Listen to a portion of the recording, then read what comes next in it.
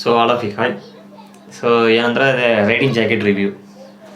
ಯಾವ ಬ್ರ್ಯಾಂಡ್ ಅಂದರೆ ಅಸ್ಪಿಡಾ ಕಾಣ್ತೈತೆ ಅನಿಸುತ್ತೆ ನಿಮಗೆ brand. So Aspida riding jacket ಇದೇ ಒಂದು 6 kg ಒಂದು ಸಖತ್ ತೂಕ ಐತೆ. ಸೊ ಇದ್ರಾಗೆ ನಿಮಗೆ ಥರ್ಮಲ್ ಲೆವೆಲ್ 2 ಪ್ರೊಟೆಕ್ಷನ್ ಐತೆ ಇದರಲ್ಲಿ. ಸೊ ಎಕ್ಸ್ಟ್ರಾ ಚೆಸ್ಟ್ ಆ್ಯಡ್ ಮಾಡ್ಕೊಬೋದು ಅನಿಸುತ್ತೆ, ಚೆಸ್ಟ್ ಪ್ರೊಟೆಕ್ಷನು ಲೆವೆಲ್ 2 ಪ್ರೊಟೆಕ್ಷನ್ ಇರೋದು. ಸೊ ತೋರಿಸ್ತೀನಿ ತಡೀರಿ. ಸೊ ಇದೇ ಸೊ ಒಂದು ನಿಮಿಷ ನೋಡಿ, ಇದು ಥರ್ಮಲ್, ಓಕೆನಾ, ಥರ್ಮಲ್ ಲೈನರು. ಸೊ ಇದನ್ನು ಅನ್ಸಿಪ್ ಮಾಡಿಬಿಡೋಣ.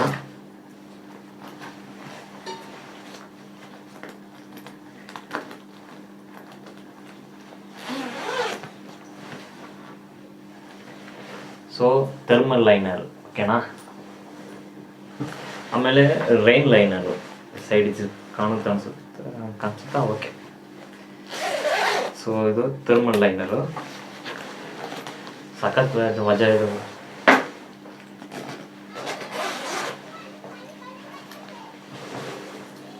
ಒಂದು ನಿಮಿಷ.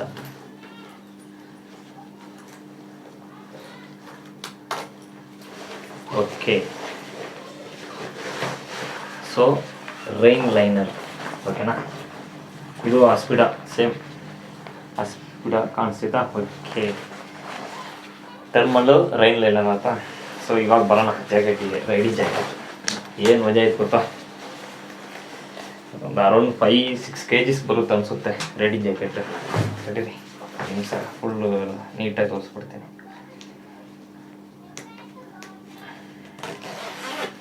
Okay, so riding jacket. So riding jacket Aspida level 2 protection ಐತೆ. ನಿಮಗೆ ಶೋಲ್ಡ್ರ್ ಪ್ರೊಟೆಕ್ಟರ್ ಬರುತ್ತೆ ಸೈಡು. ಆಮೇಲೆ ಎಲ್ಬು ಪ್ರೊಟೆಕ್ಟರ್ ಬರುತ್ತೆ. ಆಮೇಲೆ ಬ್ಯಾಕ್ ಬೋನ್ ಪ್ರೊಟೆಕ್ಟರ್ ಅಷ್ಟೇ. ಆಮೇಲೆ ಅಡ್ಜಸ್ಟ್ಮೆಂಟಿಗೆ ಇಲ್ಲೊಂದೆರಡು ಪಿನ್ಸ್ ಕೊಟ್ಟಿದ್ದಾರೆ, 2 ಪಿನ್ಸ್ ಕೊಟ್ಟಿದ್ದಾರೆ ಎಕ್ಸ್ಟ್ರಾ. ನಿಮಗೆ ಹೆಂಗೆ ಸೆಟ್ ಆಗುತ್ತೋ ಹಂಗೆ ಹಾಕ್ಬೋದು.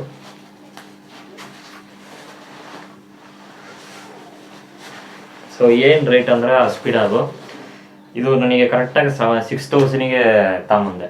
ಏನಂದರೆ ಬೇಸಿಕ್ಲಿ ರೈನಾಕ್ಸ್ದು ಸ್ಟಾರ್ಟಿಂಗ್ ರೇಜು ಯಾವುದೋ GT ಏನೋ ಐತೆ 5900 ಸಮಥಿಂಗ್ ಬಂತು.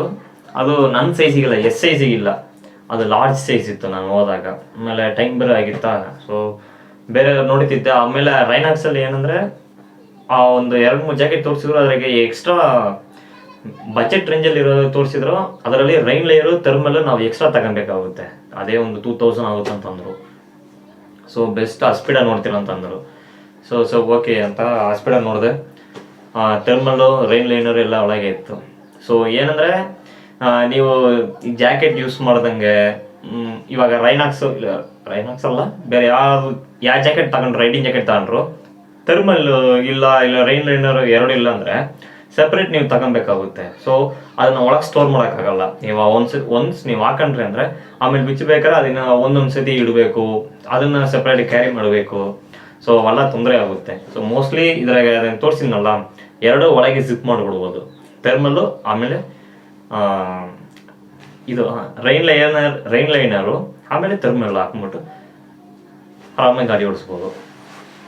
ಸೊ ರೈಡಿಂಗ್ ಪ್ಯಾಂಟ್ ತಗೊಂಡಿಲ್ಲ, ಅಮೌಂಟ್ ಆಗಲಿಲ್ಲ.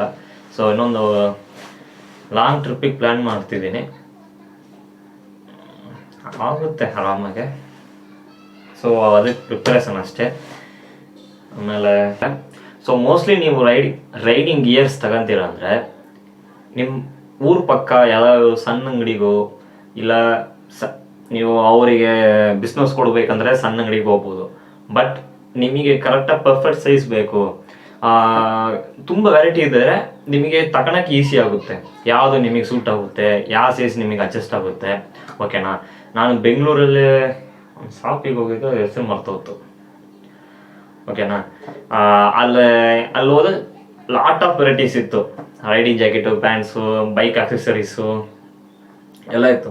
ಸೊ ನಿಮಗೆ ಮೋಸ್ಟ್ಲಿ ನೀವು ಹೋಗ್ತೀರ ಅಂದರೆ ಒಂಥರ ದೊಡ್ಡ ಅಂಗಡಿಗೆ ಹೋಗ್ರಿ, ಯಾಕಂದರೆ ನಿಮಗೆಲ್ಲ ವೆರೈಟೀಸ್ ಜಾಸ್ತಿ ಇರ್ತವೆ, ಸೆಲೆಕ್ಟ್ ಮಾಡೋಕ್ಕೆ ಈಸಿ ಆಗುತ್ತೆ. ಓಕೆನಾ, ಇದು ಒಂದು.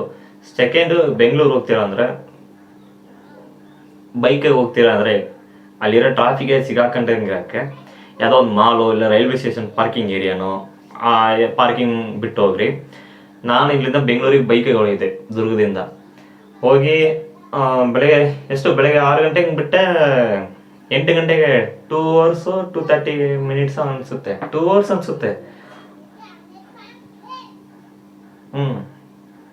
2.5 hour ಬೆಂಗಳೂರು ಹೋಗಿ ಯಶವಂತಪುರ ಎಂಟ್ರೆನ್ಸಲ್ಲಿ ಒಂದು ಯಶವಂತಪುರ ರೈಲ್ವೆ ಸ್ಟೇಷನ್ ಹತ್ರ ಒಂದು ಮಾಲ್ ಇತ್ತು. ಸೊ ಅಲ್ಲೇ ಗಾಡಿ ಪಾರ್ಕ್ ಮಾಡಿಬಿಟ್ಟು ಮೆಟ್ರೋದಲ್ಲಿ ಹೋಗಿ ರೈಡಿಂಗ್ ಜಾಕೆಟ್ ತಗೊಂಬಂತೆ. ಯಾಕಂದರೆ ಆ ಟ್ರಾಫಿಕಲ್ಲಿ ಗಾಡಿ ಓಡ್ಸೋಕ್ಕಾಗಲ್ಲ, ಆಮೇಲೆ ಎಲ್ಲಿ ಫೈನ್ ಕಟ್ಕೊಂತ ಹಿಂಗಂತ.